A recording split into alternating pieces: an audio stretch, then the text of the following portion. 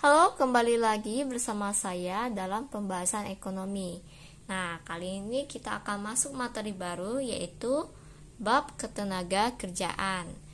Oke, untuk bab ini ada beberapa istilah yang perlu kalian ketahui. Yang pertama adalah tenaga kerja. Kemudian yang kedua, angkatan kerja. Dan yang ketiga ada kesempatan kerja. Nah, apa itu tenaga kerja? Seringkali kalian pasti sudah mendengar istilah ini.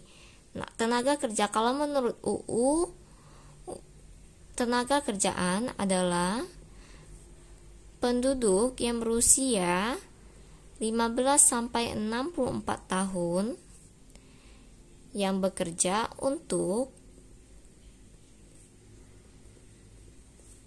memenuhi kebutuhan hidupnya.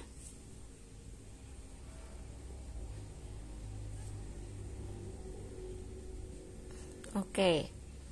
Sedangkan angkatan kerja itu siapa? Angkatan kerja itu apa? Adalah penduduk usia 15-64 tahun juga. Jadi usia ini udah mutlak ya, 15-64 tahun yang bekerja atau sedang mencari kerja. Jadi yang sedang mencari kerja juga termasuk dalam angkatan kerja. Nah, kesempatan kerja itu apa?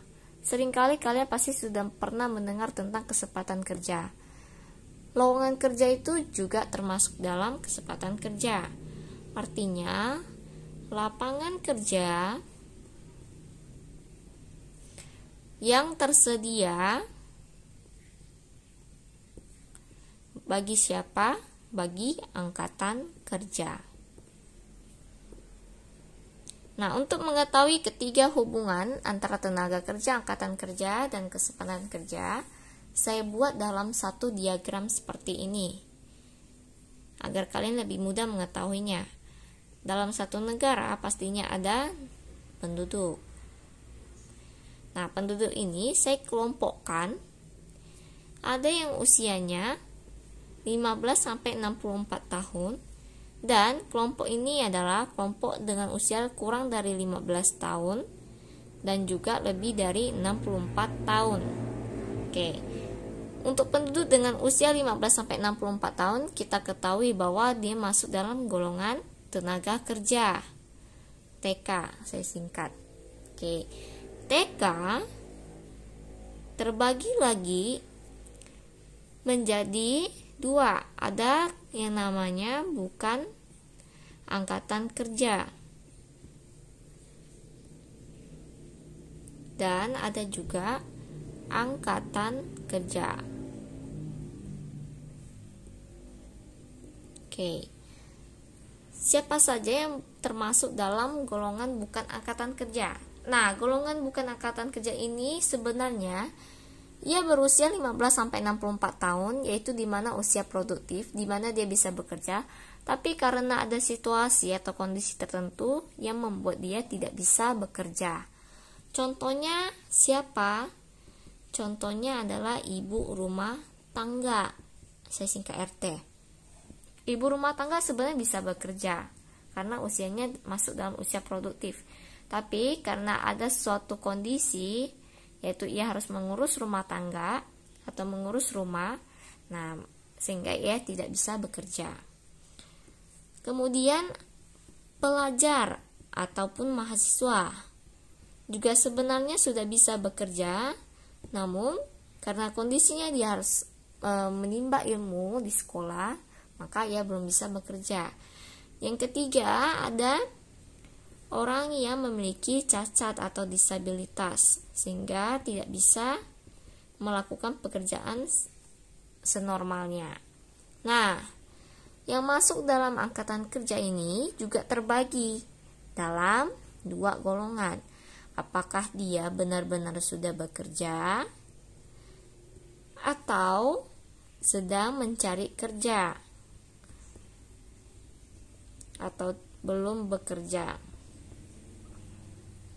Nah, untuk orang yang sedang mencari kerja atau belum bekerja tentu ada istilahnya, yaitu dikenal dengan nama pengangguran. Nah, oke. Nah, ini konsep istilah di bab ketenaga kerjaan yang perlu kalian pahami. Ya, konsep-konsep ini. Kemudian kita bahas sedikit mengenai tenaga kerja. Ada beberapa macam tenaga kerja. Ada tenaga kerja terdidik. Nah, tenaga kerja terdidik berarti ia telah memiliki pendidikan atau gelar yang sesuai dengan profesinya. Contohnya siapa? Contohnya ya dokter, perawat, ataupun guru, dan lain-lain. Kemudian, yang kedua ada tenaga kerja terlatih. Nah, terlatih ini artinya dia memiliki keterampilan tertentu yang membuat ia bisa bekerja sesuai keterampilannya. Contohnya adalah seniman, montir, ataupun jasa potong rambut. Kemudian yang ketiga, ada tenaga kerja tidak terlatih dan juga tidak terdidik. Ini artinya ia tidak mengandalkan keterampilan dan pendidikan, tetapi lebih mengandalkan pada fisik. Contohnya adalah kuli ataupun buruh. Oke. Nah, ini adalah macam-macam tenaga kerja. Oke. Bagaimana sih menghitung yang namanya TPAK? Apa kepanjangan TPAK? Tingkat partisipasi angkatan kerja. Kita mau hitung berapa persen sih tenaga kerja kita yang termasuk dalam angkatan kerja. Oke, bagaimana cara menghitungnya? TPAK adalah angkatan kerja dibagi penduduk yang berusia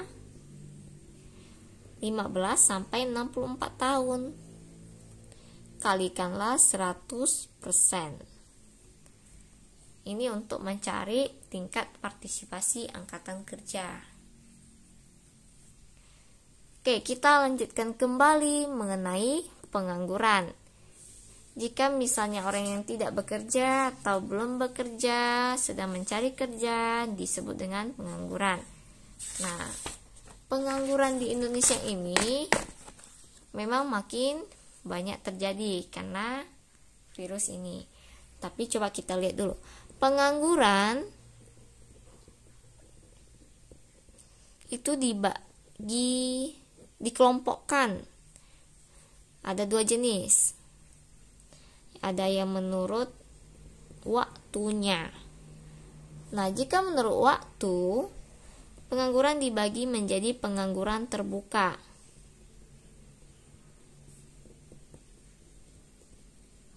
Pengangguran terbuka artinya dia benar-benar tidak bekerja. Ya, benar-benar tidak bekerja. Kemudian, yang kedua ada setengah menganggur. Setengah menganggur berarti ia bekerja, namun waktu kerjanya itu kurang dari 35 jam seminggu. Oke. Kemudian yang ketiga ada namanya pengangguran terselubung. Nah, pengangguran terselubung ini adalah orang yang bekerja tidak sesuai bidangnya. Sehingga apa? sehingga hasil pekerjaan dia menjadi tidak optimal, ya. Misalnya passion satu orang itu adalah mendesain, tetapi dia malah bekerja sebagai akuntan. Tentu keterkaitannya sangat lumayan jauh. Hasilnya apa? Hasilnya pekerjaan dia pun menjadi tidak optimal, karena dia passionnya itu harusnya di bidang yang desain. Oke. Nah, untuk pengangguran, ada juga pengangguran menurut penyebabnya. Oke. Yang pertama adalah pengangguran siklis. Nah, pengangguran siklis ini terjadi karena adanya resesi ekonomi. Resesi ekonomi itu apa? Nah, resesi ini artinya perlambatan atau adanya kemunduran. Ya. Biasanya karena apa? Nah, beberapa waktu ini terjadinya wabah virus corona ini bisa menyebabkan pengangguran siklis. Karena apa? Karena wabah corona ini menyebabkan banyak perusahaan-perusahaan yang terpaksa harus mem-PHK-kan karyawannya karena pendapatan mereka menurun. Nah, akhirnya karyawan-karyawan di PHK ini termasuklah dalam golongan pengangguran siklis. Yang kedua, ada pengangguran struktural. Nah, pengangguran struktural ini terjadi karena adanya perubahan struktur ekonomi. Dari yang tadinya misalnya negaranya adalah negara pertanian, mayoritas petani atau mayoritas mata pencahariannya ada petani. Namun tiba-tiba beralih ke industri di mana lebih banyak menggunakan mesin. Jadi biasanya tenaga kerja yang lebih memerlukan fisik itu akan tergantikan oleh mesin. Nah, yang ketiga ada pengangguran friksional. Nah, pengangguran friksional ini disebabkan karena adanya kekurangan info. Antara siapa? Antara pencari kerja dan penyedia kerja. Biasanya karena si pencari kerja ini itu berada di lingkungan yang jauh dari perkotaan, yang lumayan terpencil, atau sehingga menyebabkan informasi yang dia dapatkan pun terbatas. Nah, yang keempat ada pengangguran musiman. Jadi pengangguran musiman ini hanya terjadi di musim-musim tertentu saja. Contohnya siapa? Contohnya pedagang buah musiman.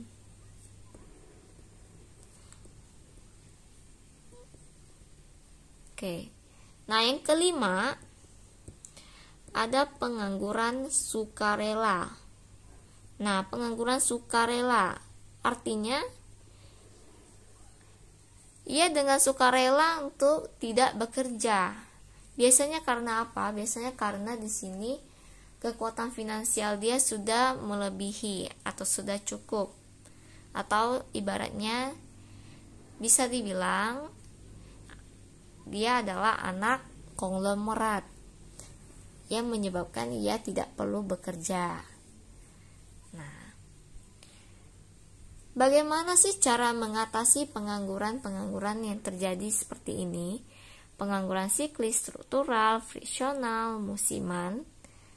Nah, ini adalah tugas yang perlu kalian cari, ya, yang perlu kalian kerjakan, yaitu bagaimana cara mengatasi keempat pengangguran ini. Oke, semoga video ini bermanfaat untuk kalian. Jika ada pertanyaan boleh kalian tanyakan. Sampai jumpa di video selanjutnya.